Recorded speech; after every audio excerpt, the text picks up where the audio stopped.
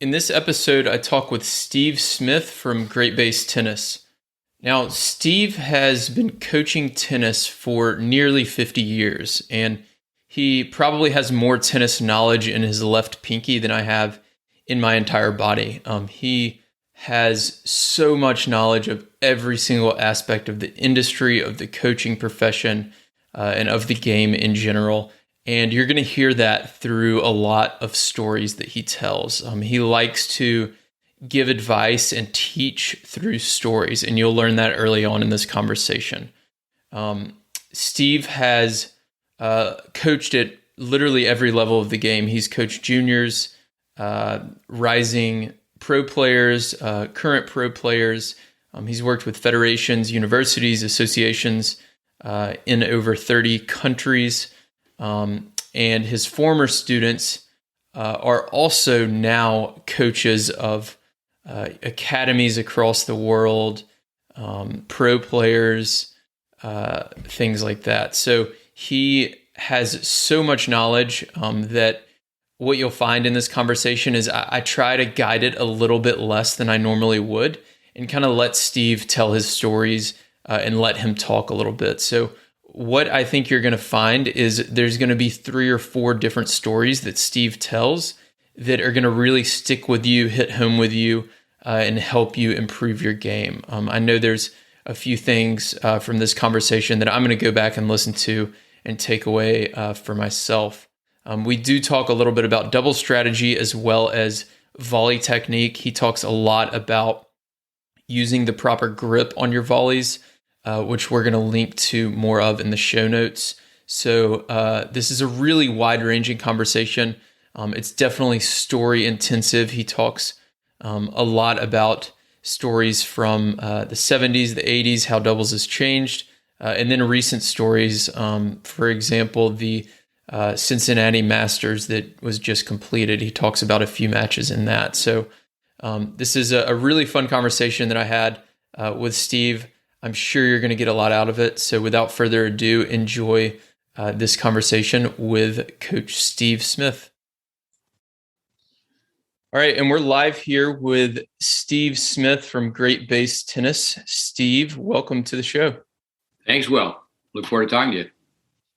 Yeah, I'm looking forward to this as well. Steve, I wanted to start, and before each show, I do a lot of research online of my guests, try to read a lot about them. And I read your description on greatbasetennis.com, and I wanted to start by just reading that to the audience. And then I want you to tell us kind of who you are and what you do, and tell us a little bit about your story. But this is, as far as tennis coaches go, this is one of my favorite about page tennis descriptions that I've probably ever read. So it says, Steve Smith has close to 50 years of diversified experience. His life work has been studying tennis masters and methodologies. From an academic standpoint, Steve designed and developed the first comprehensive curriculum and degree plan for students seeking occupational competency as tennis teaching pro managers. He has worked as a tennis educator for families, federations, universities, and associations in over 30 countries. His former students work all over the world as teachers, coaches, and administrators. His students and his students' students have also had success at every level of competitive tennis. So, Steve, there's a lot in that. Tell us, what do you do? I tease people with my name being so common, Steve Smith. At one time, I had the world's record in the pole vault. I've been the quarterback at Michigan. I played in the NFL, the NBA. A lot of Steve Smiths in the world.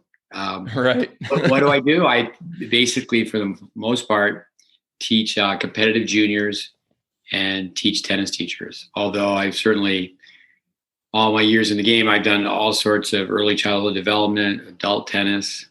But I would say right now, with Great Base Tennis, are trying to carry the torch for tennis teachers from the past. You know, you hear the term old school. I always say old school, new school. There is no school.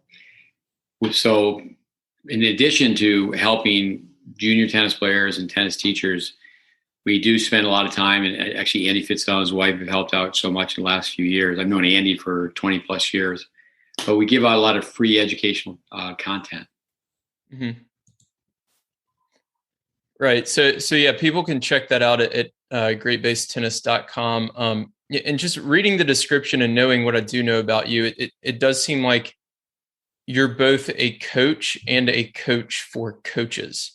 Is that accurate? Yeah. The great John Wayne said everyone's a coach because everyone gives advice.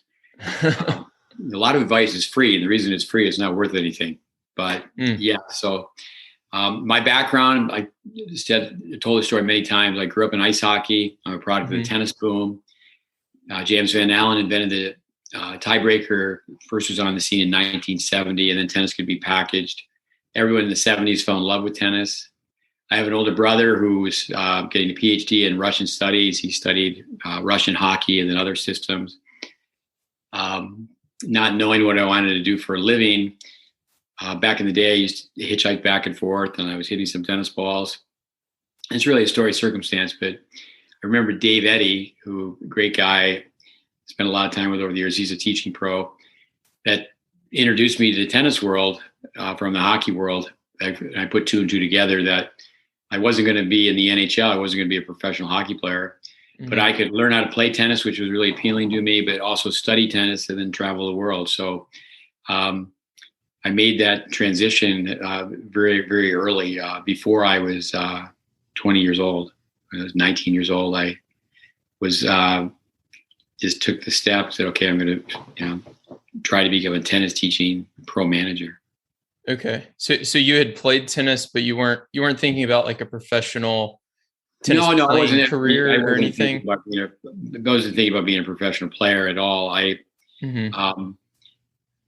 I'm not a silver spoon kid, but I got a job my parents found a job for me as a dishwasher in the Adirondack Mountains. And I was in a cabin, and next to the cabin were tennis courts, and I started banging some balls around. And then when I went to prep school, I really didn't play tennis, but my senior year, the headmaster reinstated a rule that most prep schools still have to this day, boarding schools in New England, especially, where you have to play a sport every season. So I'm a small guy, and I ran cross country to get in shape. And then, so when they reinstated the rule that the hockey players had to play a spring sport, I signed up for tennis. Okay. And even when I went to Oswego State initially, one of the SUNY schools in New York, and I even went out for the tennis team. But back in the day, you played three different sports. So the coach kept me on the tennis team. And all these years later, now I have a pretty good idea what the level was. It wasn't very high, to say the least. But when the ice was put in the middle of October, I told the coach, I said, hi, I have to quit. I'm here to play hockey. And he wasn't too happy with me. So I had an operation on my ankle. And my freshman year in playing college hockey, and the doctor gave me a few minutes of time for rehab, and he said, what are you going to do to get back in shape? And I said, I do a lot of distance running. And he said, well, what else do you do? I said, I knock a few tennis balls around. And so that's where but I was told to become a tennis teacher, tennis coach, you have to learn how to play. So I did a hard 5 years of being a tennis player. When I was a perennial tennis bum in Boca Raton, Florida, did the whole live in a van, play tournaments. Okay. Because you can't afford to pay the rent. So I didn't really learn tennis through osmosis, and I was really misinformed. I was mistaught. I was given bad information, and practiced for hours and hours and hours. And a lot of those, the misinformation, it still exists to this day. The tennis teaching profession, I mean, tennis is great, but it is a very unregulated profession, even to the point where use the word strongly, fraudulent, criminal. I mean, I get emotional. I just think about how poorly people are taught. That's the fuel behind the Great Base and giving out free content. So many young players, beginning players at the adult level. It's really witchcraft. Braden's our number one mentor. May 10th, 1976, Sports Illustrated, an article, Tennis is in the Stone Ages. And in many ways, it still is. But we can get into that. And that's certainly, technique is first, and technique is really, it's just amazing how it just goes in circles. 2 + 2 equals whatever you want it to be. But technique, we always say technique equals tactics. Well, so when you start teaching someone how to hit a ball, or even, and I think it's great you have a website just for doubles. Mm-hmm. You can tell by just someone's ready position that they're not going to be a great doubles player. It's a pretty safe.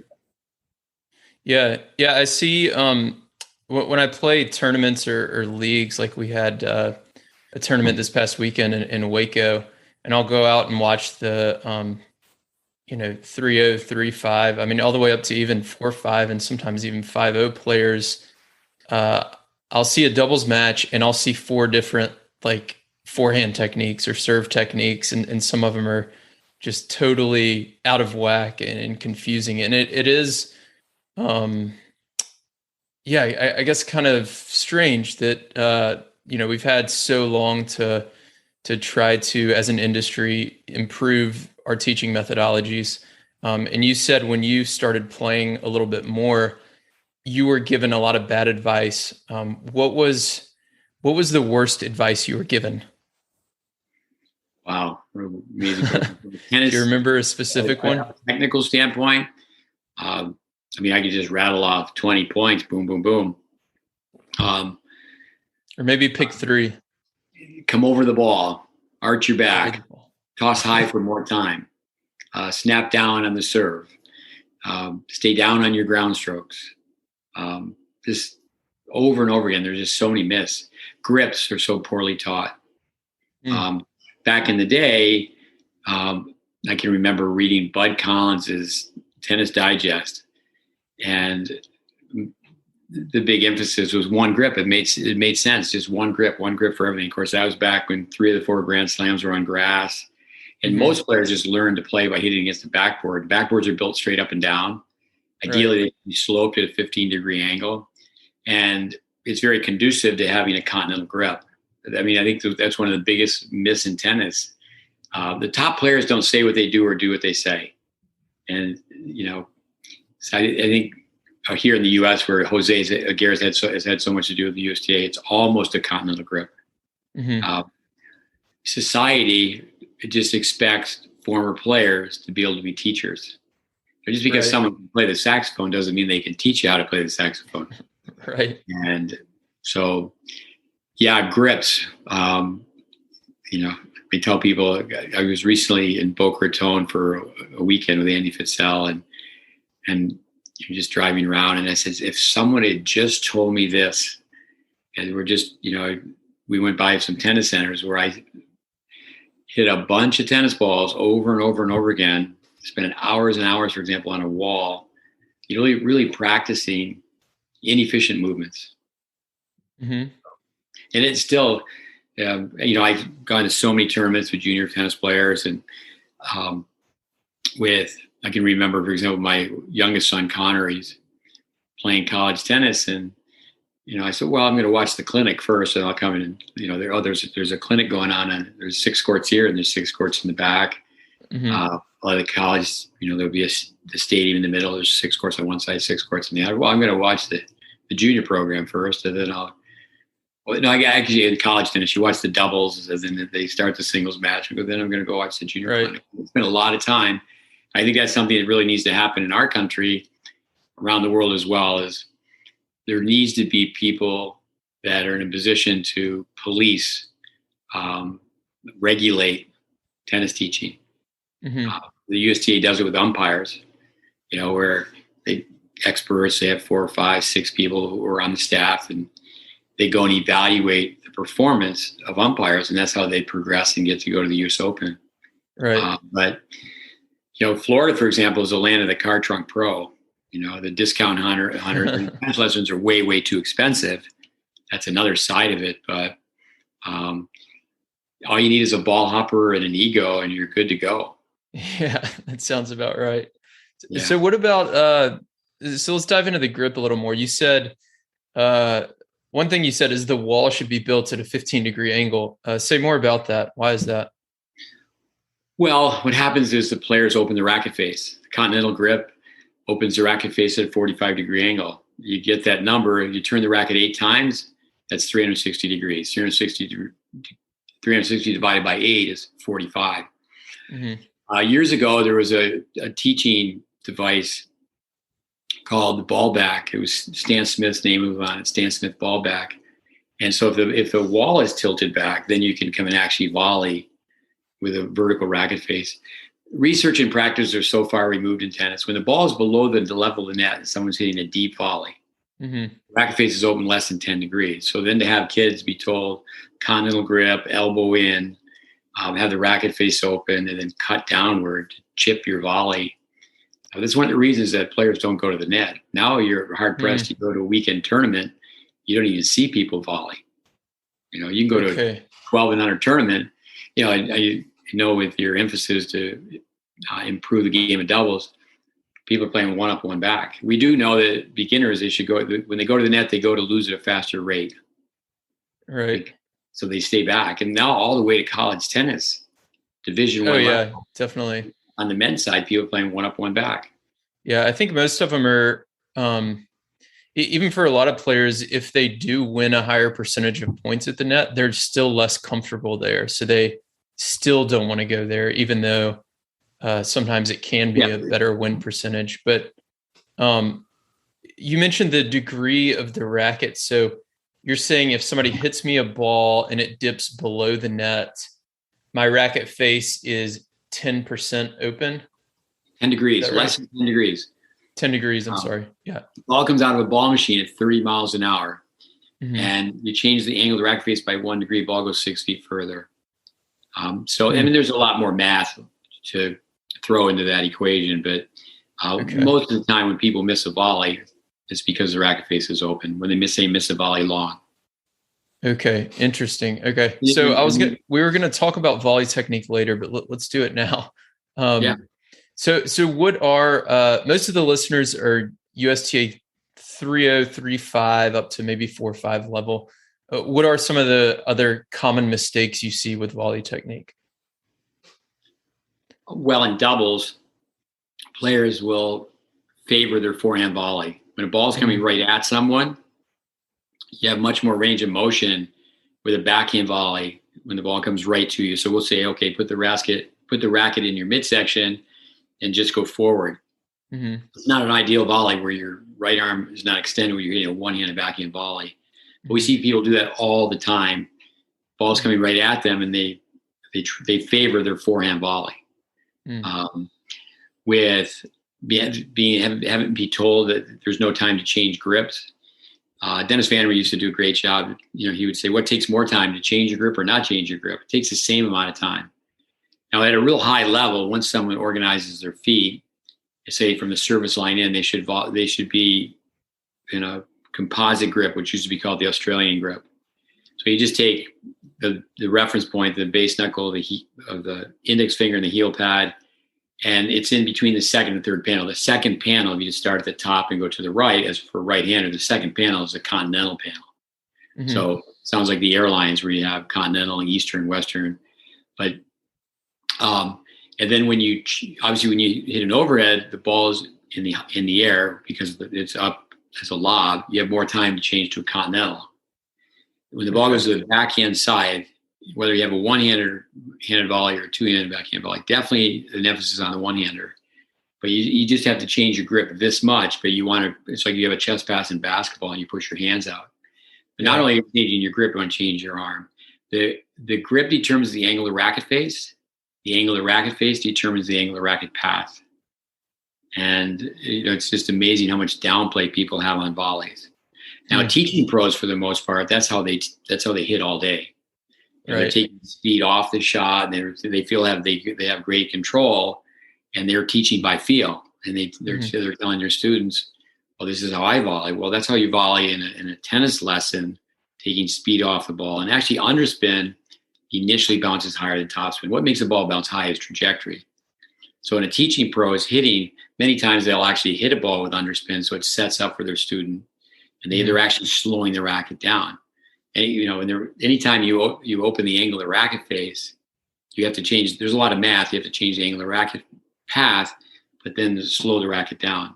I think those two words, when you you think about people making changes, where do they change the face or do they change the path? So what they really should do is change the face, get the racket face close to vertical, and then they can go fast and forward. But because the racket face is open, what they do is they change the path of the racket. So most people go down on volleys. So that's why I'm seeing so many people have their volleys kind of float up, and they don't understand why it's kind of, they're kind of popping up their volleys for the other team. An underspin backhand is called the slice. We say the underspin drive. We know there's times, say for example, it becomes an emergency shot where you're absorbing pace and taking the ball out of the corner defensively, just trying to get the ball back. But the underspin backhand, and that's, you think about someone like a Stefan Edberg, or even going way back to Rosewall. Rosewall's famous underspin backhand, and that's our work from Braden, is the racket face was never tilted more than 10 degrees. Basically, his racket face was about 7 degrees. So it's a fun story with tennis history. Pancho Gonzalez, what slice? Rosewall didn't hit a slice backhand. He drove it. It was, and people hit up the highest level players. They're really hitting a penetrating approach shot. Right. It's almost like a golfer. They need a 2-iron and they're taking a 9-iron or a wedge out of their bag. They've got the wrong pitch with a racket face. So that's interesting. So you're saying that a lot of the best volleyers may not have underspin on their volleys. Is that right? Well, there's a famous tape with Brian Gottfried that Braid made years ago, and Gottfried was number 3 American. Great player, hard worker. And he was asked, he said, well, first I drive, I go forward to put stick on the volley, which means you get hit by a stick, and then they turn the racket underneath. By the time you feel the hit, the ball is approximately 7 to 11 feet away from you. It takes the ball's on its strings 3 to 6 milliseconds. To register the hit takes about 70 milliseconds. So again, by the time you feel the hit, it's really aftershock. So that's where it's a little bit dangerous. We know teaching is both a science and an art, but it's more harmful and helpful than tell someone, well, feel, it used to be peel the orange or let yourself massage the ball, come around the side of the ball. And So one player I watched that came to mind for me is Jamie Murray. So when you watch him hit his volleys, and I don't know if he has the best volley technique or not, I have no idea, but he almost, it seems like he's putting topspin on a lot of his volleys.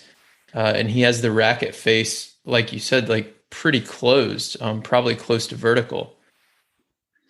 Well, Louis Caillet, people can get online, and Louis, a French Canadian, has been with the LTA for a long time. When he was with Canada, he ran what was called the action method. And Jamie, you get so close to the net. It's amazing how courageous he is as far as going forward. I do think that's something when you're watching the very best players in the world, how spontaneous they are. The speed of the game and how they react. But I think it's for developmental players it's more like turning the clock back and, how did Jamie Murray play when he was younger? How did he volley to get to the level he's in? But I think at that level, it's so much with a serve. The point, it's almost like the point's over before it starts.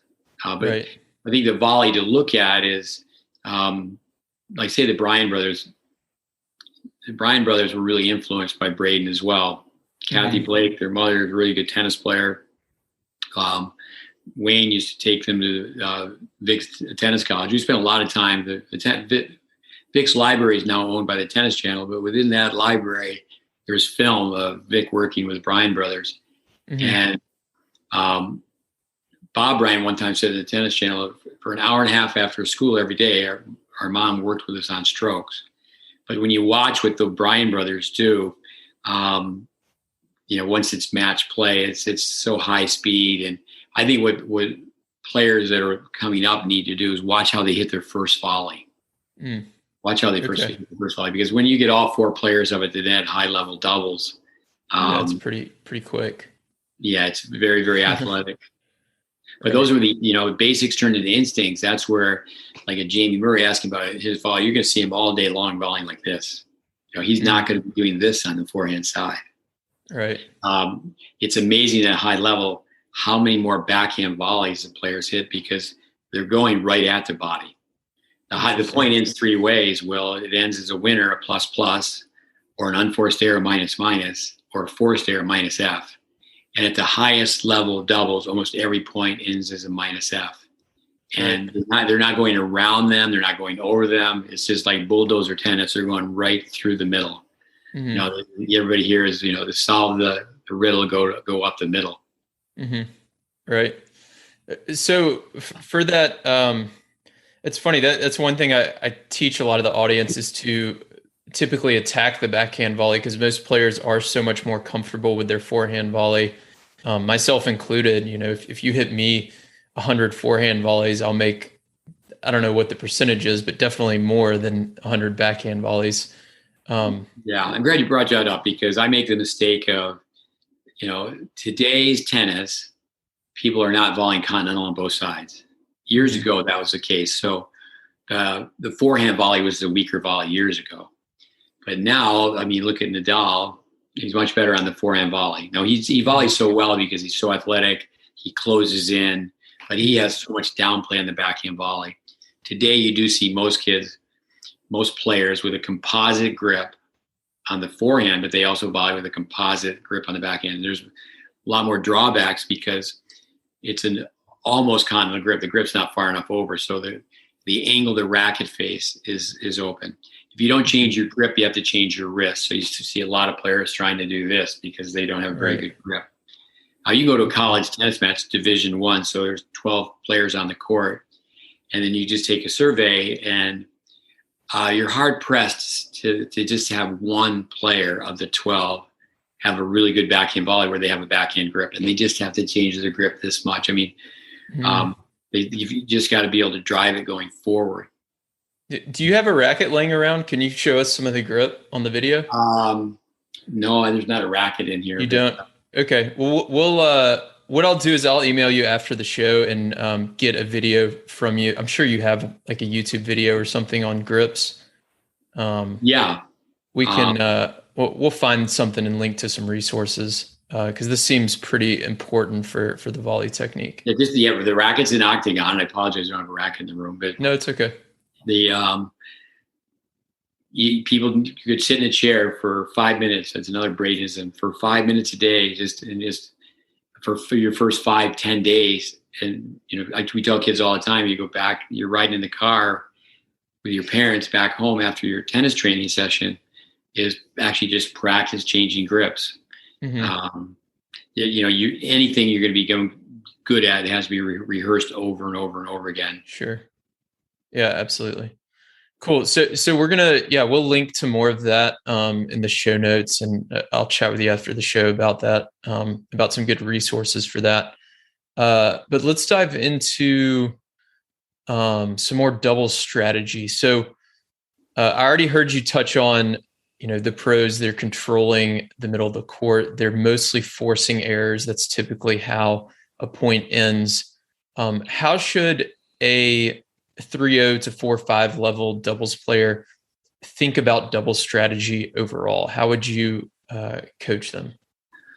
Well, it's a big difference between a 3-0 and a 4-5, as you know. So let's start with 3-0 then.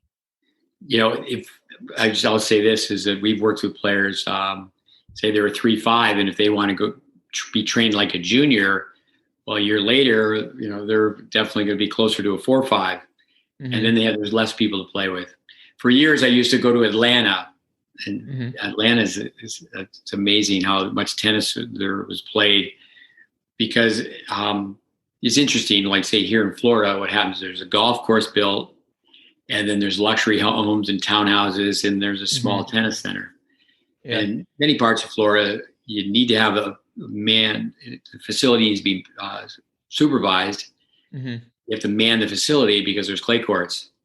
But in Atlanta, there's just one subdivision after another subdivision that has really a nice set of hard courts, 4, 6, 8. Mm-hmm. And if you say you have two right-handed players play 3-0 and they want to win, you make one stand to the outside of the court where they just hit all forehands, and one stands in the middle and they all hit forehands. And you say, okay.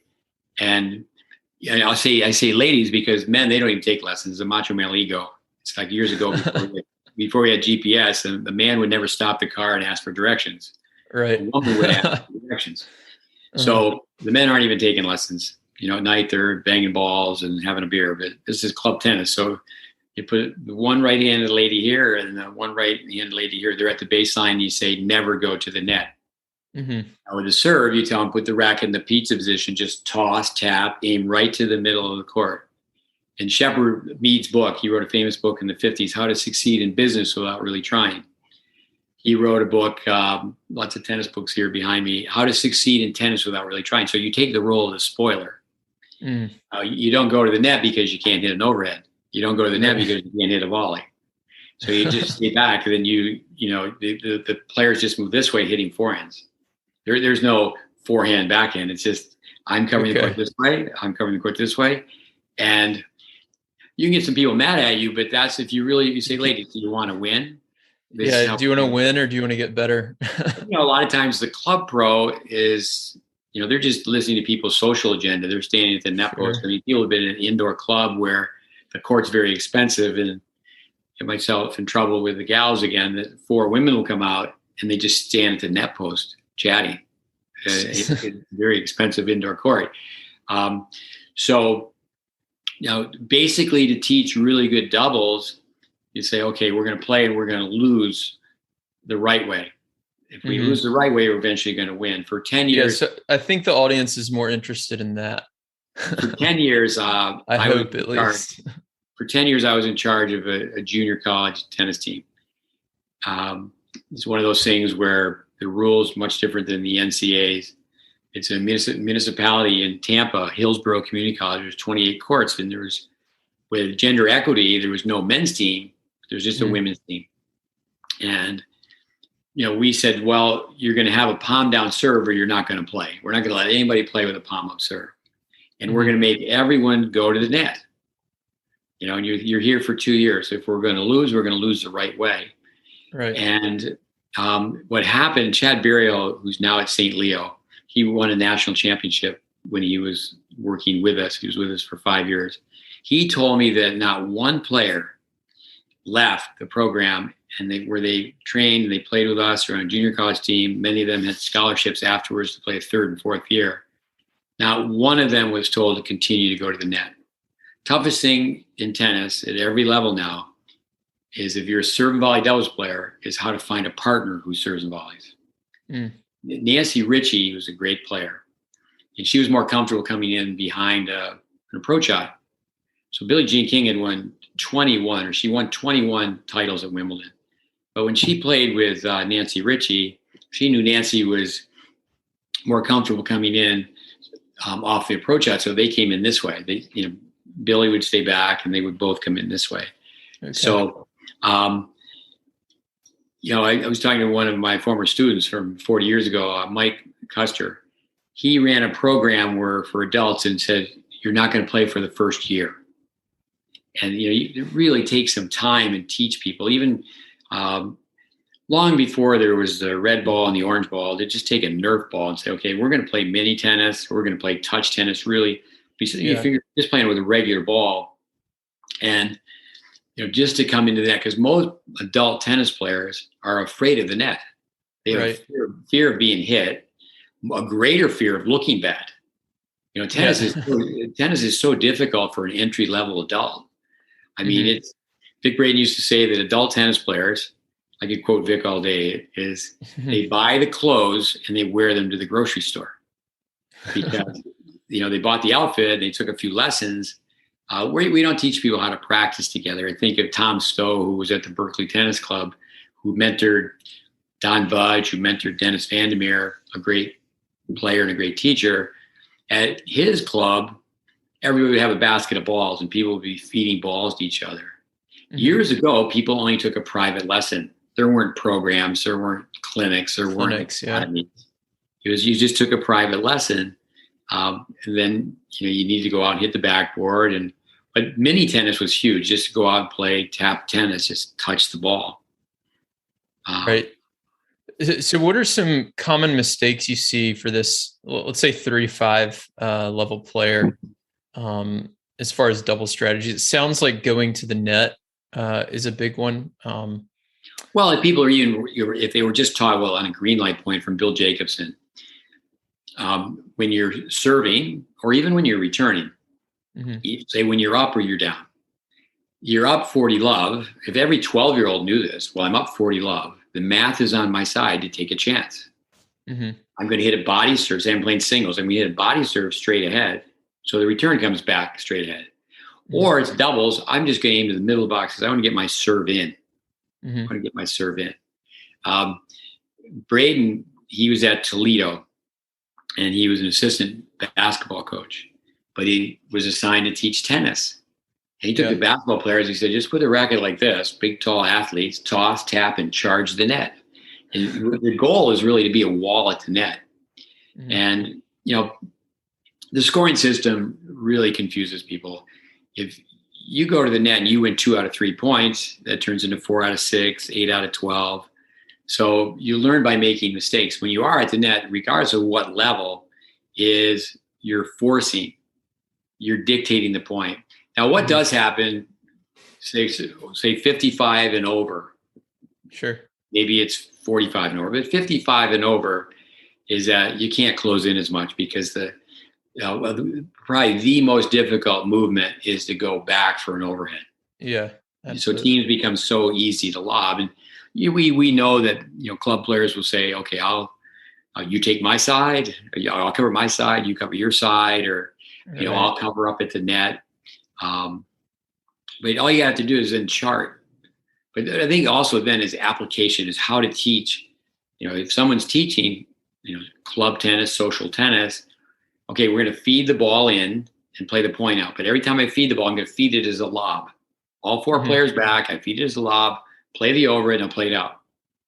You have to hit overheads. If we have junior tennis players, we force people. If you're with us, if we're training you and you don't go to the net and practice, you don't practice. I mean, it's like, no, you're not going to serve and volley. So no, go sit down. Now, but we're working with players. Dave Secker, who was on one of our podcasts, somebody who's studied our content, with Simon Ershaw. They're doing a great job at NC State. Simon's the head coach and David's the assistant coach. And I think they've gone from 160 to 6. And, they're meeting players that are 18 years old, and they're going, okay, at least play 2 bounce doubles. We like to train where it says 1 bounce doubles and everybody crashes the net. The only time the ball bounces is for the return. And you could do sort of things where, okay, no poaching, 1 bounce doubles, no poaching, everybody comes in. And you can do it initially where you serve underhand. You can get 6 people playing tennis like that, three against 3, and you rotate very quickly and you chart it. People are playing more tennis with 6 people on a court than 4. But you have to really calculate or chart, do your homework on how many net appearances. If people only come to the net every other month, they're not going to be confident.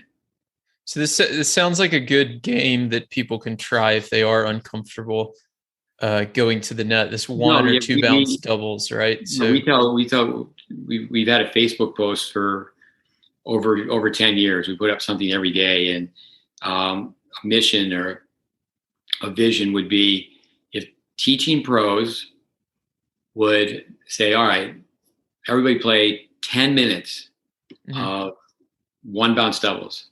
My son played on the tour for a while. I get to be 200 in the world. I said, why did at the end of your practice, where the one player says, the other player, you good? Yeah, I'm good. I go, hey, why don't you just play 1 game each of ghost doubles?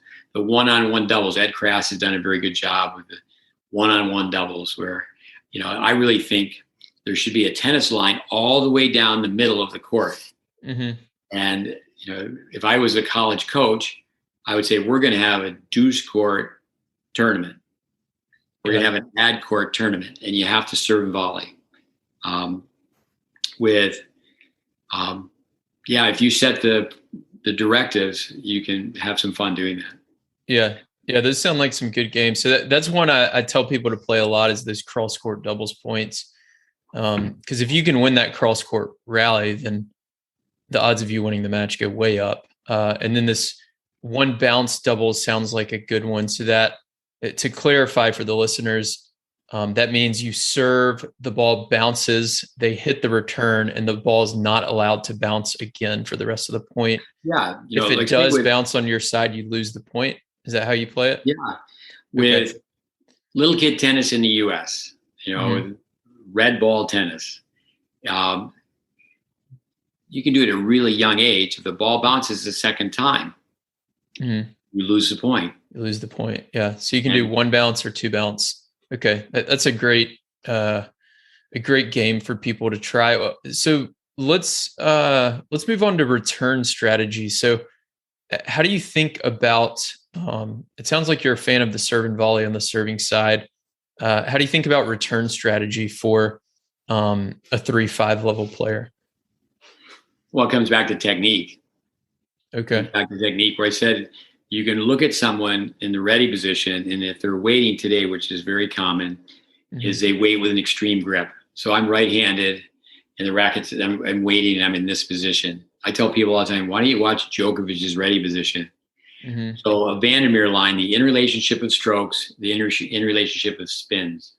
So if someone has a racket in a centered position, the ready position for a righty turning to the right, it's a forehand volley. You back the ready position, you turn for volley, you continue the turn, and then you have the backswing. Okay. Dennis Vandermeer, what he used to do in doubles clinics is that he'd spend some time on the throwing motion and teach the serve, and then he would teach the volley, and he'd say, let's play doubles. Let's play doubles. And that comes back to, even having the approach shot in club tennis. They say, okay, there's no poaching for now, and the return of serve is going to be like a volley. It's like a volley with an added follow through. So anytime you think of returns, you have to think of short, compact. The ball's going to be faster and faster. The best players in the history of the game have spent obviously hours on a ball, on a backboard. Agassi's a little bit different because he had the souped up ball machine feeding him balls. But you really have to have a very short, compact motion. So you have the option, like Roger Federer turns in his racket, we say like a wall to the ball. So that's where Roger, he has the skills where Wawrinka and the Fed, they're not even playing doubles as single specialists. Right. And then they rock up and they win the gold medal at the Olympics. That's because they have the skills. One year, Pete Sampras, Tom Gullickson used him to play doubles, and he had played doubles in years and years. And but first of all, he had a great serve, but he had the skills. He had the skill to play doubles. He had all the tools. Yeah. Okay, so let's say, so one thing a lot of people ask, let's stick with that 3-5 player. I get emails from people saying I'm having trouble holding my serve in doubles. What should I do? Well, we always say you need two things to be a serve volley. You need a serve and you need a volley. But to hold serve, you have to get a high percentage of serves in. Okay. Like say a 3-0 player to me is a beginning player, just like a young junior player. Mm-hmm. Right-handed players in the deuce court, almost every second serve goes out wide and most likely 85% of players are right-handed. They're playing against a righty. Right. Why does it go? Again, it's technical reasons. The brain's a fifth of a second ahead of the hit. So players sneak a peek. They shift their head to see the flyaway ball before they've even hit it. And then the head is inch for inch heaviest part of the body. So then the trunk starts to go, because biomechanics used to say if the neck bone's connected to the backbone's connected to the hip bone. So the body shifts like this. The body's the leader. So they can't direct their serve. So they really need to understand the serve. So they look too quick. They look to see where it's going. Yeah, fast. No, they definitely sneak a peek. Okay. But also too is that the serve in the overhead, when you hit a tennis ball, you're blind to your target. No matter what shot it is, it's a forehand volley, you're not looking at your target. It's an overhead, you're not looking at your target. But when you hit an overhead, which is an abbreviated serve, so overhead is the serves. Will you swing away from your target? And it's very difficult to conceptualize. But 3-0 players don't do that. Young beginning players, junior adult, they don't do that. They swing towards their target. Mm-hmm. And that's where 85% of players have some version of palm up. So I think of Peter Burwash, he used to teach, the Ilie Nastase back flare. He'd have people turn their back to the net and serve this way. So then they have their arm loose, and they'd be doing that with a continental grip. Okay. Vandermeer had a great drill, and we actually have kids do it on a regular basis. We just call it the Vandermeer, where you have kids serve and they bring the racket behind their back like this. And now they get they have the edge of the racket going this way, and they're learning to hit a spin serve. That's a big difference when someone becomes a 4 or 5 player. That actually years and years ago, you had to go through a clinic to be verified to be a rater. Now you self-rate. But in the fine print years ago, the description was, once you become a 4 or 5 player, then you can hit spin on your serve. The players below that, they're basically hitting underspin serves. They're just guiding their serve in the box. And again, Braden, 100 quotes from Braden, it's like throwing up a grenade and running underneath it. If you can't serve and your serve is, just a helium ball, just going so slow over the net, you're not going to run in behind it. So you really have to do due diligence. But for the most part, get myself in trouble. But the tennis teaching industry in this country, it's more service-based than it is education-based. Right. For coming back to my former student, you're going to take lessons for a year before you play. There's really no instant tennis. Someone doesn't take piano lessons and then go to the recital. Yeah. But that's how tennis is taught pretty much at the club level. Let's make it social. And I used to do these clinics for All American Sports back in the 70s where it was supposed to be a wine and cheese round robin. But I've been coaching all day. I made it a wine and cheese with a few beers for these adult campers. We got to practice a little bit of practice. Just having that edge go up like this and then turning the racket. You got to be able to hit spin on the serve. So that's the difference in your mind between that 4-0 to 4-5. As far as holding serve, they need to get the technique right and hit a little more spin. Yeah, no, it's definitely it's what you can do with the ball. One year in Texas, I was in Texas for 10 years, and a group of men. I believe they were a group of 4 or 5 men. It might have been 4-0s. I think it was 4 or 5. And they asked us to go through training for nationals. And at that time, Craig Tyler was very well known in tennis. He was a student of ours for a long time. I mean, I think that's unfair. He's a student assistant. He was there 7 years. And he got to the point where he could replicate my skills to a certain level, but then he had his own set of skills. And I can remember him doing body composition, and okay, guys, we got to get on the fat farm. So we really went through fitness. So the group of guys went out. I think it was in Arizona, and it was nationals, and they had people walking around in an officials, and 3 of them were told that they were sandbagging, that hey, you guys aren't 4-5s, you guys are 5-0s. So that's another thing too. I mean, I've run workout sessions where just pump out a lot of balls. I don't think a lot of people know I can do that. I have some feeding techniques I've learned over the years, and we can pump out some balls very quickly.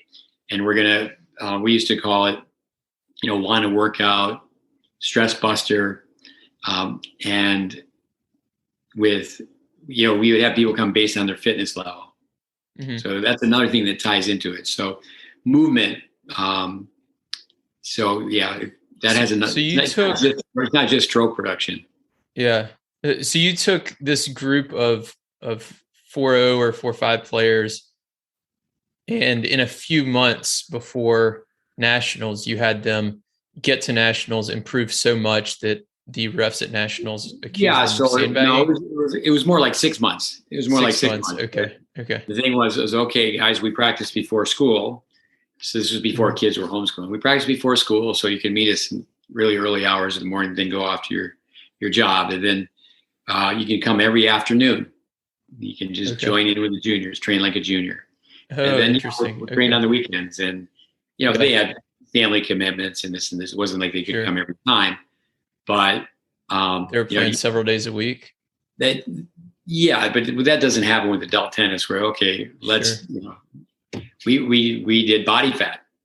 That's where we highly. He got a degree in kinesiology, and I bought the equipment, and it's like, okay, we'll see kind of shape you guys are in. It goes. So beer is liquid bread, and so a lot of that's a good adult story. players are a little overweight. So, a couple other questions, and then I want to get into some of the rapid fire stuff. How have you've been coaching a long time. How have you seen doubles change over the years? Well, one thing that hasn't changed is the myth on who plays where. Say in mixed doubles, Mm-hmm. the deuce court player takes more returns, or I should say, let me say it correctly. They do take more returns. The deuce court player, if you chart, they play more balls. So you and I are playing doubles, and we play 5 points. You're in the deuce court, I'm in the ad court.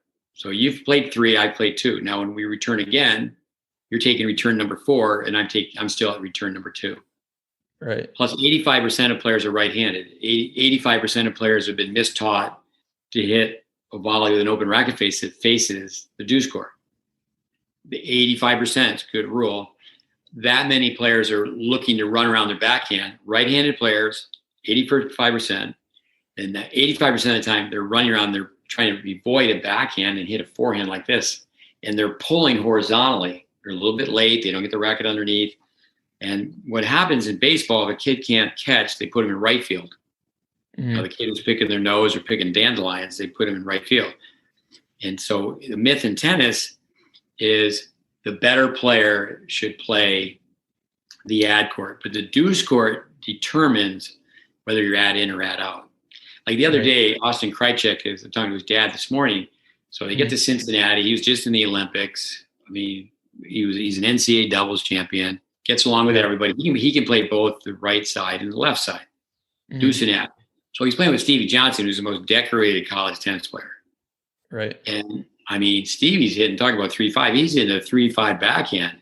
Mm-hmm. He's running around, and that was his first choice, and he leaves the court so exposed. The next thing is he's hitting these 3-5 lobs, and then he just started to try to punch it. And I mean, and again, great tennis player, but he doesn't hit a backhand very well. Doesn't really have a backhand. Yeah. If he was playing Sampras in his day, you think, well, Sampras could serve the backhand and volley to the backhand. Stevie Johnson's growing up in an era where he's not playing against people who can serve to the backhand and volley to the backhand. He's playing against people who don't even volley. So, I mean, it's a set point, and Stevie takes the return. I'm going, you got to be kidding me. Well, so there's things that remain the same. A tennis player should learn to play both sides. But modified doubles, where you play systematically. So the I formation, where you serve the middle, the rackets are, you can say the rackets are bigger. The rackets are more powerful. And therefore, they serve straight ahead. Gonzalez was one of the first players to do that. He came right in, stood by the center hash mark, and he gave a better alignment as a righty to serve the backhand, and then you just veer off this way. But Tiriac with Vilas, he's given a lot of credit for the I formation, where he was older, in his early 40s. Vilas is in his early 20s.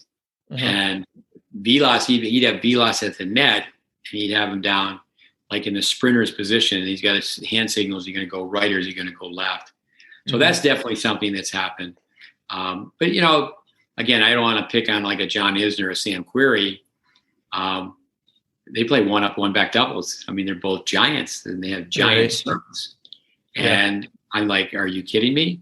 Alex Damajan is a very good player. He won so many junior tournaments. He did well in college tennis, and he like an Isner or Querrey, big tall guy. I was at the NCAAs, and I was sitting next to Dick Gould, who I don't really know that well, but certainly I know him all the years. You see someone for a few minutes, start talking to him, and I said, yeah, Virginia's got a guy, he's playing 3 doubles. He's close to 7 feet tall. He's going to be served and staying back. And I forgot I had told him that. Now, Gould won 17 national championships. I get this thump, and he goes, "You're right. I can't believe it. That guy is serving and staying back." And here's one of my fun story. One of my favorite stories is Steve Denton, who we were flattered. He hired us to teach him to teach tennis. He was number 2 in the world in doubles, 11 in singles, and he was playing against Agassi and Krickstein. And Agassi's serving. He tosses the ball way over his head. He serves, stays back. It's the beginning of the match. Steve Denton just catches the ball and goes, "Really? Like, you're really going to serve and stay back?" I think with the Bryans having retired, serve and volley doubles is becoming extinct. There's so many lost arts. Tennis is in a crisis. Because people want to win. They want to win at every level. And we know now it's not muscle memory, it's brain memory. If someone's programmed to stay back, if they don't start from the get-go going to the net, right, they won't have the instincts. Yeah. And club tennis, I think recreational tennis and competitive tennis, fair enough. You can say, okay, on your second serve, you want to stay back, but the very first ball, you got to come in. One thing I'd want to share with your listeners is, have you ever heard of the triangle in doubles, to run the triangle, one up, one back? I don't think so. Maybe, but not by that term. Yeah, I'm sure that's the case. Is teams playing one up, one back. Typically in, the husband-wife doubles. And what do you do if your partner can't play? Well, you get a new partner. Well, what if it's my husband? So in the courting stage, the husband, the marriage is going on, and the macho male ego, he'd like to have the woman stand outside the court, and he can cover the whole court. So it's like guard your alley. When someone says guard your alley, that means they don't know how to play. Right. And then you got the court hog covering the whole court. But when you're playing the triangle, you serve, then the person at the net, they try to poach, so the return goes cross court. They go towards the net strap, and they don't quite get to the ball. But then as the ball goes back to your partner who's staying back, you recover and you go to the hot seat. Manner used to call it the hot seat. Is you plug up the middle. In doubles, you want to concede the most difficult angle. You can't cover the entire court, even 2 players. So you're forcing play to the outside. So now your partner hits the ball, and you're plugging up the middle. And now the ball goes by the net person. And once it goes by the net person, you, as the partner of the returner, you go forward. So your movement goes like this. It's a triangle. You're trying to poach. You don't quite get there. Now the ball's gone by you, so you go back. Now, once the ball goes by your opposing net person, you go forward. So it goes like this. The worst thing is someone playing doubles, club doubles. And again, I don't think that's fair to club players, because now Division I college tennis, you see these girls, for example, that's got to be the easiest money in pro tennis. And the boys, they're going down fast too. You see these players, UCLA and Arizona, Texas, these really good athletes. Yeah. And they're playing 3-5 lady doubles because they don't know where to stand.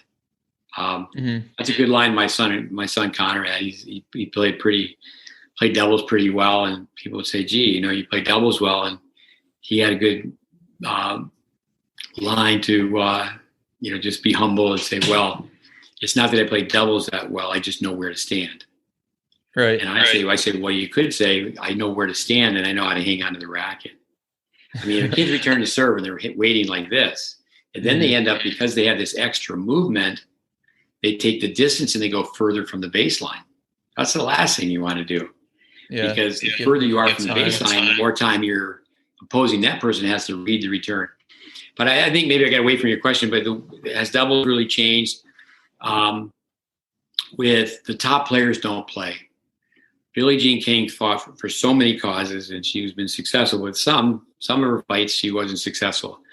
In the early age groups, boys and girls should play the same age group. And now we have less people playing competitive tennis in America. And that's a way where the UTR has failed at this point, that tournaments are not genderless and ageless like they should be. The UTR, girls should be able to play boys.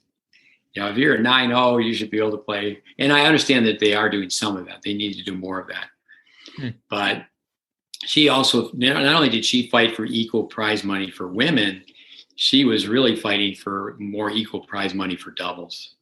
Yeah. And wouldn't it be great if someone as great as Roger Federer or even Djokovic, and Djokovic would be a better player, and that'd be scary, that if there was a combined ranking, if the money was distributed where, it could be done where, well, whoever is doing, like Stefan Edberg and John McEnroe, number one in both singles and doubles, and they weren't rewarded financially for that. It could be set up as the meetings of the minds would do that, but the true power brokers in tennis are the people who are the best players, and the best players.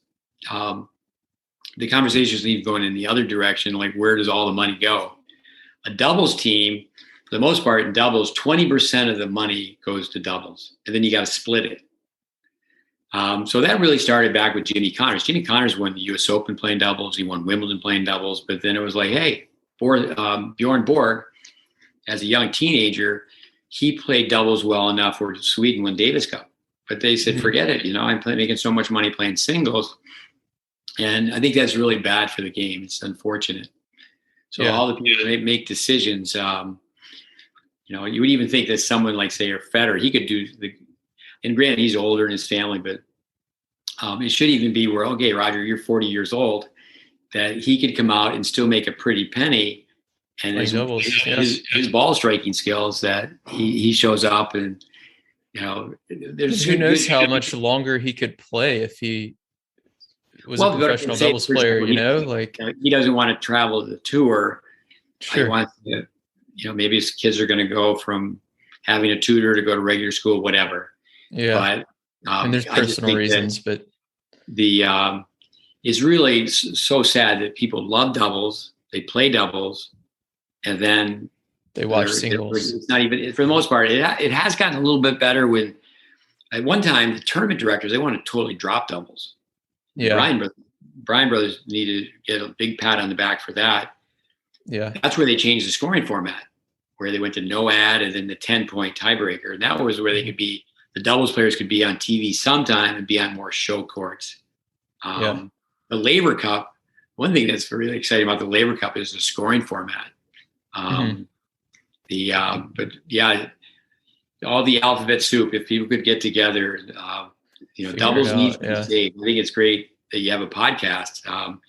But I don't really pigeonhole it where I really think that there's not that much of a difference between working with 3-5 doubles and pro doubles. The other day, Stevie Johnson, for example, anytime he starts scrambling around, so he's trying to hit a forehand, he puts himself way out of position. He plays these fantastic shots, but there was one point in particular where he basically ends up running off the court, taking a step up where he's almost in the stand, scrambles back, and then he puts his arms up, beating his hand against the chest. And I'm going, everybody loves it. He loves it. It's a great show, great theater. But the reason he had to do all that is that he was out of position, hit the wrong shot. Right. But then, then can you actually, and I think that's one of the problems too, is that it's amazing at the pro level that there's a lot of romancing. It's like in college tennis when kids are recruited. That the other day I was watching Kevin Anderson. I think it was obscene, really. Kevin Anderson, we watched, he's practicing, one of the hardest workers in tennis, Wimbledon finalist, US Open finalist. We're down in Boca, and we've had a lot to do with people working at the Delray Beach Tennis Center. We just happened to be there to meet someone. So we're sitting up in the bleachers, having a meeting, we're watching Anderson practice. And, he's South African, and I saw where you had Jeff Kotsier as one of your guests on his program. Jeff lived with us when he was a young kid. So with one time with Kevin Anderson, Craig Tiley was at Illinois. So he leaves, and then Brad Dancer's there. And I knew that Kevin was looking for a coach. So I just called Brad, sent him an email and said, Kevin Anderson should hire Raven Klaassen. Klaassen spent 5 years with us. He actually can teach tennis. He has information. He's one of the most knowledgeable guys on the tour. And, but he's just a double specialist. So who's going to believe that? But, if you were to say, even to a group of college coaches, all right, we're going to have a tournament on who can teach a beginner. We're going to take touring pros and who could teach a beginner. So Kevin and his father at that time, he was very young. They offered Klaassen the job to be the coach. And it was like, okay, that's an idea that I was proud of, but Raven was still playing some singles. But that would have been great for Kevin because he would have had a technician in his corner. It would have been great for Raven because Raven could have played doubles with such a big server. And I think something like that Kevin, so close, I think that if he had a Raven Clausen in his corner coaching him, Raven played team tennis with Taylor Fritz, and Fritz's parents asked Raven if he would coach him, and the Raven said that he was still playing. I said, Raven, you just needed to give him some lessons, work with him 1 week here or 3 days here. But if you watch Clausen play, he's somebody who rebuilt his game as a teenager. And, like say, for example, how he hits a backhand volley. That most players, even though they're world class, they have so much calculation on the backhand side because they just weren't grinded on it from a technical standpoint. He's a really great doubles player and fun player to watch as well. So people should definitely check him out when he's on. Yeah, he's been dumped a couple of times. Rajiv Ram, who's so successful, and then the New Zealander who played at LSU. He was in the Wimbledon final with Raven. Help me out. Anyway, Raven's he's been dropped a little bit because people are looking for someone who has a great serve. I really think that's another thing too, is that they do it in pro baseball. Michael Venus, they do it great. They do it in baseball. Well, it's that they should have a modified racket. Maybe not quite for the women yet, although that should change perhaps around the corner. But that would bring tennis back in tennis when you've got people that are, hitting 135, 104 mile serves, and it's in some ways it's taking the tennis out of tennis. Some people, I take the challenge away from it, but that's interesting. Yeah, I was having a argument or conversation with somebody, I guess, the other day about this, and we were wondering like what rules would we change if we did. And I think, at least for me, one is I would take lets away on serves, because I don't understand why we play lets on serves, but the whole rest of the point, we don't redo the point if it hits the net. We just play it out. But another one that might help. I was going to say play a let, as you know, on the men's side. Why they play the let is there's so many because they cheat. It's a different level of cheating. Instead of say that was a let. Yeah. There's been some. But that's thought. one, and then another one would be if they just got rid of the second serve. Like what would that do to like John Isner? I don't know. Well, they did that one time with Gonzalez. They did. They said he just serves too well. It was a tournament in Cleveland. They said it was just a one serve. All he got was one serve. And he won even easier because he had such a good second serve. With there's only been a couple of rule changes in the history of tennis, and one was you had to stay flat-footed. You couldn't jump. You couldn't be uncoiling on the serve. If they were to go back to that, but I really think some people even said based on your height, for every 6 inches you got to go back 6 inches. That'd be interesting. So John Isner, he's got to serve 12 more inches. Serve from I think modifying the racket would be. Be a way to do people it. would be up in arms, and can you imagine? But the players are the power brokers. Say, okay, there's one standard racket. With like saying pole vaulting, they used to try to pole vault with a bamboo pole. Well, then they went to fiberglass and graphite. So technology has changed. But it's not high jumping. It's how many balls are being hit. They changed the grass at Wimbledon. And the very first year they changed the grass, now Bandy and Hewitt were in the final, and there were 0 serve and volley points. And I think that was something too. They took the contrast out of tennis, where it used to be to go from the French on red clay and then a couple weeks later be playing on the grass. But now players are playing the same style on all 4 surfaces. With like a couple years back, Query, obviously, I'm not taking shots at a guy that good, but where he beats Djokovic. And as great as Djokovic is, well, if he's having a real bad day, like, does he have options? where, I mean, he one time played in a match where he lost. He had played 253 points before he served volley. Andy Roddick was the best tennis player in America for close to a decade. One time in a Davis Cup match, as Patrick McEnroe, you could hear it with the courtside mic and said, "Why do you serve volley?" He serves the volleys. But he played 5 sets on a hard court in California and didn't serve volley once. And he's just dropping bombs. Yeah. But, he doesn't have a very good volley. His technique on his volley. I mentioned Austin Krajicek, tennis singer, is a fun guy. And he's had a pretty solid career. And they're both, I think, 30, 31 years old, 31. Mm-hmm. And so they're in the Olympics and they're playing for a medal. And I can remember he had a hip operation and he left his car at my place. And then I've never coached him for a second, but I was around him when I was with Austin because they were playing doubles on the tour. And I said, "Tennis, when you come back," I said, "pro bono, I'll help you with your volley."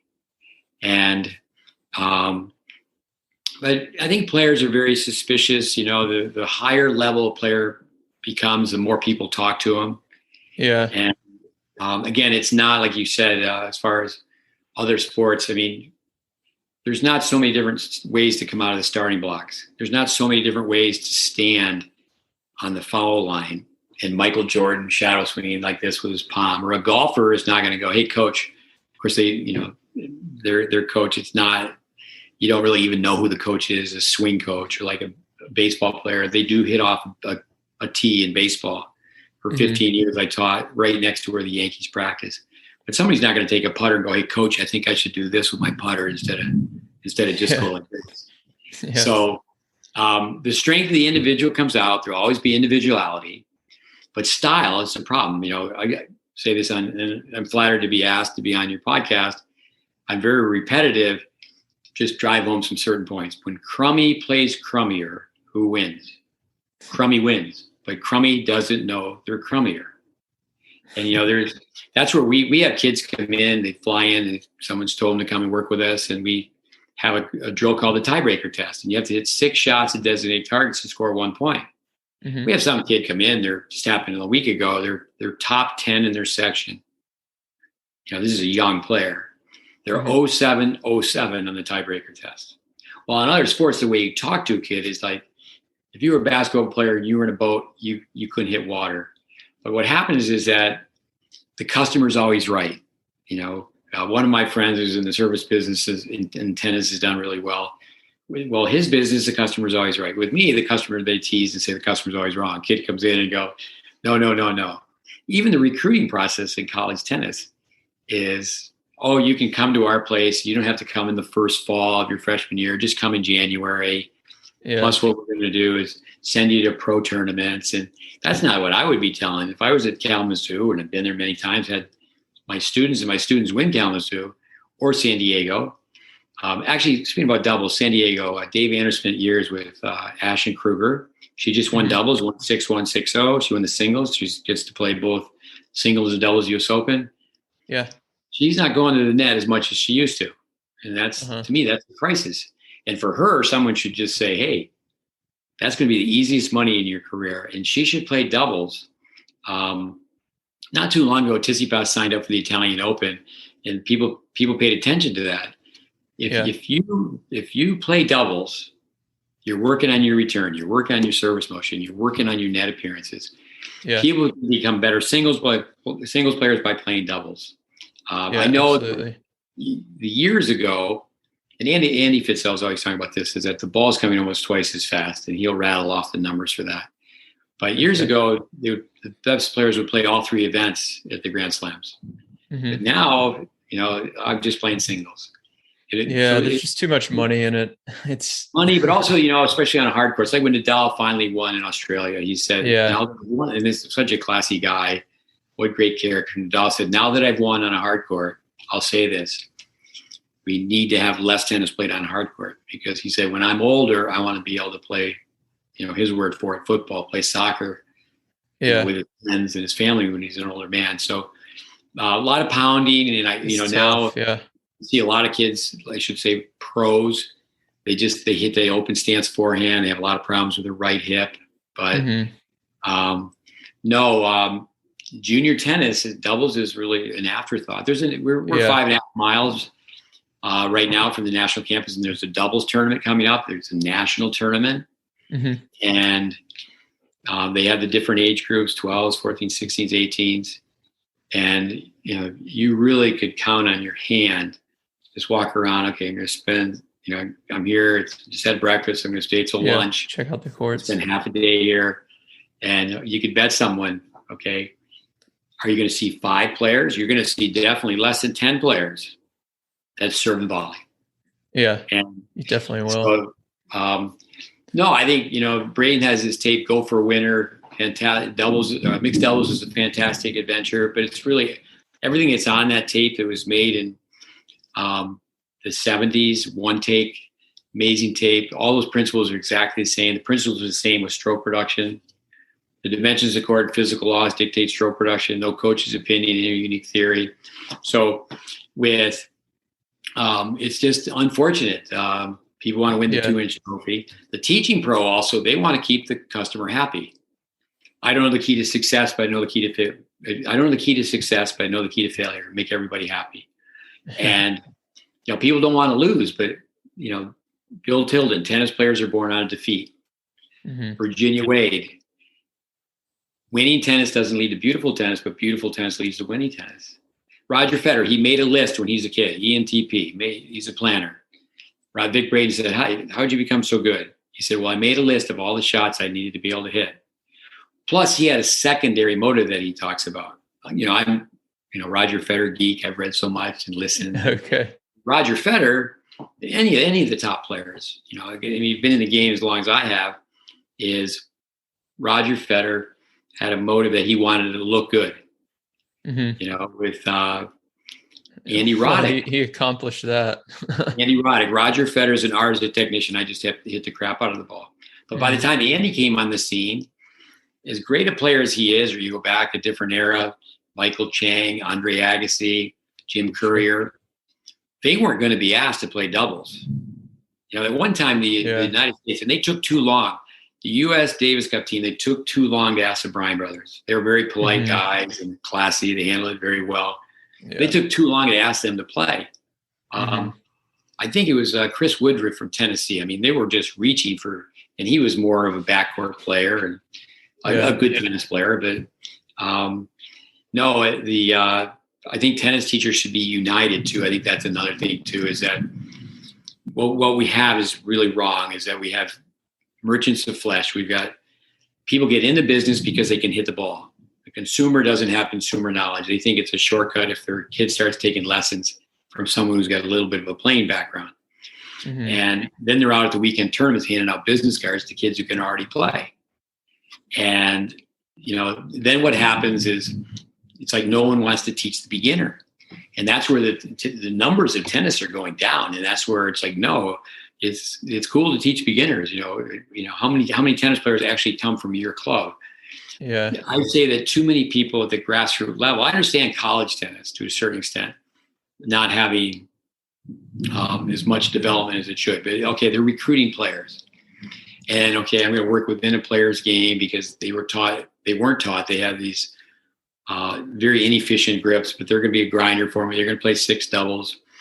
They're going to come get an accounting degree, and they're not going to play doubles. Okay, they're going to win for your flag for your college, but no, it really needs that line that we use often: no substitute for a good beginning. But double should be important. Learning skills to play all court tennis should be important. Yeah, absolutely. Yeah, and it is interesting. I want to talk more about this maybe another time. Maybe we do a round 2, but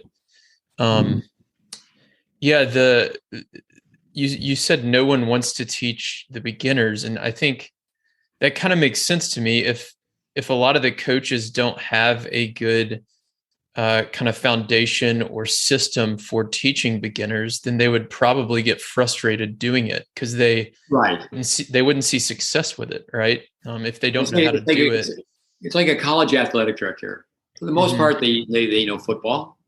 Maybe it's basketball. It's Sure. like the university is a football university, is a basketball university. Right. But it's a pretty safe bet they don't know tennis. And they're Yeah. going to hire somebody who comes from a winning tradition. So young coaches Sure. now, they're not really thinking so much about being mentored by someone who can really teach and coach. They want to get connected, one of the Power 5 conferences, a team that's doing well. Interesting. And It's more of like a PR hire a lot of the time, I guess. Yeah, very good. Interesting. Yeah, very well put. A director, a general manager at a club, they hire somebody with playing credentials. Credibility. Credibility means you're believable. Doesn't mean you're truthful. So what happens is that director gets a salary. They get a percentage of everybody who's working around them. Mm-hmm. They hire personalities, keeps everybody happy, make it fun. Customer's always right. And then they put the least experienced, they get a high school player with a personality, and they're teaching the tots, they're teaching the little kids. And that's where, coming back to the governing body of tennis, let's see how you're doing here. How many players have you produced? And we know that players shop and bop and be difficult to regulate, but sure, that term united, there's the PTR changed professional tennis. They were going by USPTR, and I've been a member forever of the tester. The USPTA United is, I think the internet, Dave Fish is such a bright guy from Harvard. He thinks these podcasts are great formats to have a conversation and people start to listen. Well, so much bad information is going out so fast with all these. And I don't really like being on social media so much. And, we're not charging fees to be a YouTube guru. Sure. On the serve. I can teach you to hit your serve 10, 15 miles an hour faster. And here are the first 3 secrets. But if you want the 4 remaining secrets, we need your credit card. It's $450 worth of instruction. But for right now, you can have it for $90. And you have it till midnight tomorrow. And it's like WCP. That's a pretty good pitch. Where can I buy? I'm just telling you what's out there. There's no. Yeah, that is what's out there. That's exactly what it says. But WC Fields, there's a sucker born every minute, and the consumer needs to have consumer knowledge. The teacher needs to have product knowledge, and if there's product, that means you can produce a product. And that, with your doubles podcast. We need to have people learn a proper service motion. They need to be able to hit spin on their serve. They need to be able to come in 1, 2, 3 split and move forward through their volley. But I think people are just, the term spin, people are just putting a different spin on it and they're calling it theirs. Yeah. And that's just the opposite of what we're doing with grateful for Andy Fitzell and his wife doing so much over the last 2 years. We've done a lot of work together, but now the more people know that the great base is not quote unquote. I mean, it was Steve Smith stuff or now Steve and Andy stuff. And it's based on homework. And, what we lost, the NTRP hasn't been perfect. The NTRP has been a very good model for social business. We don't have youth versus veteran matches anymore. It used to be that young kids would play adults, older veterans. Players, yeah. And, so you're playing some doubles and it's like, okay, come to the net, kid, come to the net. Yeah. And now kids don't play with adults. They used to take a private lesson and call, Mr. Johnson up, say, hey, would you play with me once a week? And you don't really see that. So, I think the UTR is kind of doing a little bit of it. It seems like. I think here in Florida, kids aren't really traveling so much. It's amazing what's going on in the south of Florida. Everybody's there just playing UTR tournaments. That's where the competition is. And, maybe that changes in a couple of years from now, but, Dave Howell put the math together, but Dave Fish was really the person who launched the famous white paper. And he had so much to do with being the father of the UTR. But the UTR is really not a rating now, it's a ranking. If someone tells you they're a 9.2 or a 9.25, that's a ranking. And to me, and I helped in the initial stages, I used to write for a magazine called Tennis Life. And I said, well, it's $1,000 a match. It's $1,000 a t-shirt. Kids shouldn't be getting on an airplane. The USTA used to have, there never was level 2s and level 3s. It was just level 1s. So kids played more at home. And then it was almost like the checkbook system, and it would be this bad. This is exaggerating as well. There's a tournament in Honolulu and you're living in Boston or vice versa, and you're waiting to see if you make the cut. Well, the tournament in Honolulu, that was the easiest one to get in. So some kids in Boston going, Mom, can I go? Can I go? And they're going to a national tournament, and there's so much money being spent. So that's something that needs to happen. Besides your promotion of doubles, tennis needs to be less expensive to learn how to play and less expensive to play. And I do think that people that are in charge of tennis courts should have missionary zeal for getting young kids to play with old kids, and like, let's have a tournament. Let's have a, Ed Krass has what he calls the one-on-one ghost doubles. That's how the best players in the world play. I'm specializing in the deuce court house. My partner plays ad court, and I remember watching Bob Hewitt and Fru McMillan years ago. That's how the best players play when they practice. They're specializing in that deuce court or ad court. So that's something that should really be promoted, the one-on-one doubles, but also youth versus veteran matches, and then fun opportunities. Okay, why can't we have we have a serve and volley tournament? You have to serve and volley both balls. Yeah. And Tommy Haas actually with Ed Krass at one time said, well, with ghost doubles, to make it more successful, and Tommy had a really good point as far as business goes, is let people serve and stay back playing ghost doubles now. And it's, to me, the term is don't sell out for money. Hold true to your principles. And the Ed Krass one-on-one doubles, it's like, let's serve and go. And if a kid plays high school tennis as a freshman and they play one-up, one-back doubles, what are they going to do as a sophomore? It's not muscle memory, it's brain memory. They're conditioned, and they're being conditioned to play the wrong way. Right. I do give people knee-jerk reaction. And a lot of people say, well, what do you think? What do you think of my kid's tennis game? And I said, well, the light at the end of the tunnel is a train coming right at him. And change. We all know that change is very difficult. Change in anything. It's uncomfortable for a lot of people, I think. Yeah. Coming to the net anyways, adding that to your game. Definitely uncomfortable for a lot of people.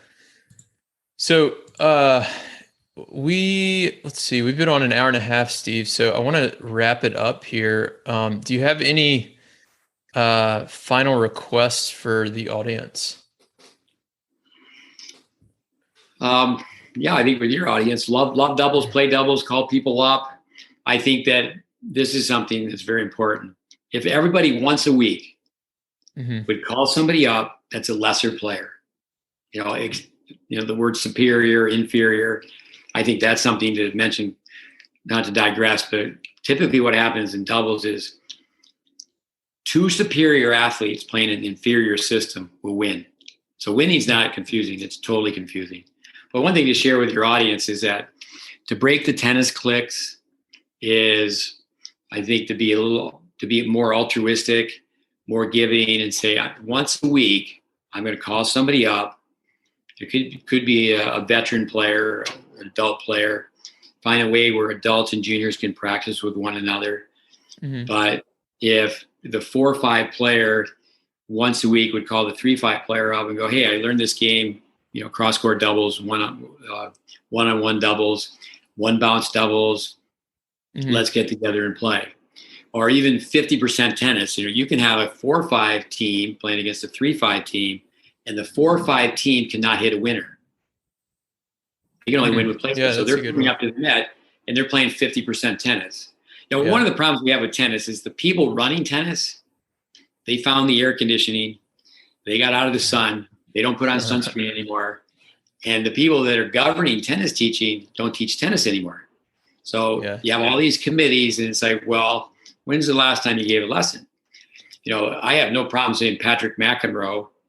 At one time he was running Davis Cup.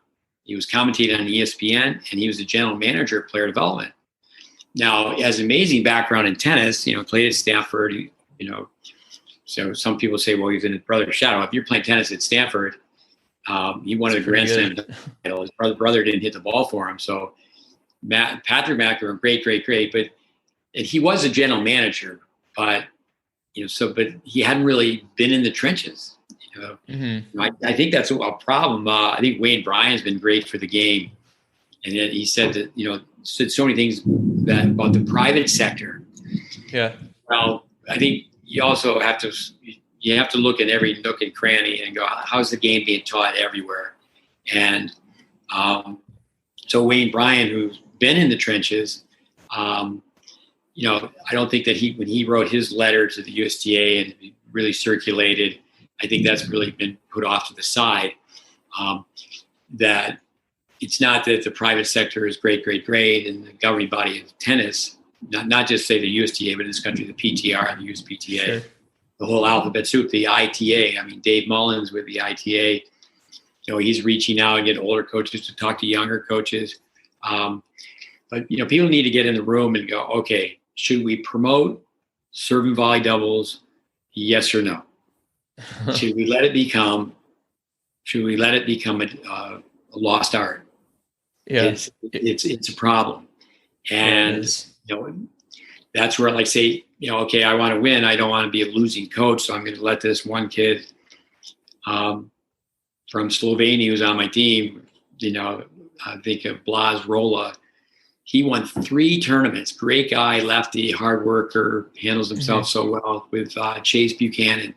They won 3 titles in college tennis, playing a 1-up, 1-back. And my son was a player at Ohio State. And for me, it's like, that's too bad, because that doesn't translate to those guys playing beyond college tennis, being able to play. Yeah. So even though they won, it's like, yeah, well, really? I mean, they went to college to get better. And certainly, I think so much of Ty Tucker. You really helped my son out. So it's not a shot by any means at Ohio State, but fact-based instruction for long-term development. Yeah. I think it's really a problem with, say, you mentioned 3-0 tennis. I mean, if it should be this, it's really a charade that if you can coach a 3-0 player, one of our longtime students, Eric Overarm, he passed away, used to tease, say, I'm a 3-5 world-class coach.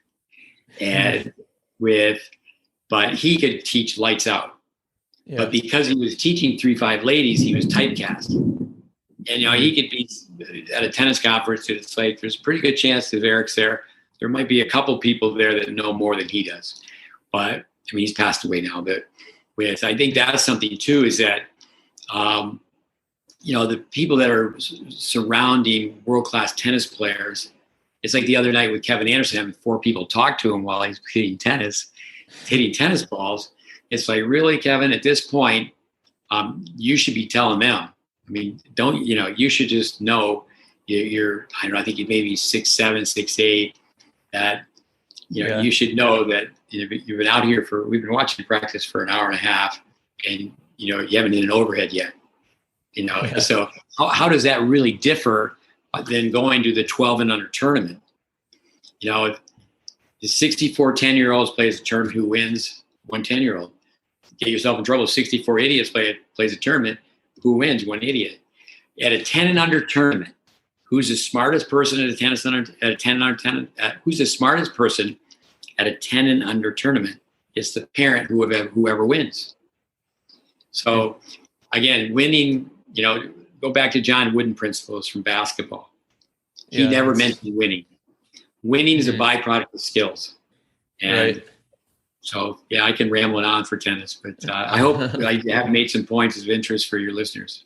Yeah, the stories are amazing. I mean, I could really listen, and I know you have even more, and I can listen all day. But let's wrap it up here, and maybe we'll do a part 2 sometime. I'll definitely include links to everything in the show notes, and people listening can find more on everything you're doing over at greatbasetennis.com, and we'll link to that as well. So thanks a lot, Steve, for joining us. No, you're welcome. No, thank you. Will here with the Tennis Tribe, and thanks for watching that video. If you found that helpful, be sure to click the thumbs up button below. And don't forget to subscribe to our channel so you don't miss any future videos. And if you want even more doubles lessons, go to thetennistribe.com and sign up for our weekly doubles newsletter. Every Thursday, I send you my best doubles tips and strategies to help you become a smarter, more effective doubles player. You can also listen to our podcast, the Doubles Only Tennis Podcast, on iTunes, Spotify, or wherever you listen to your podcasts. Thanks again for watching, and we'll see you in the next video.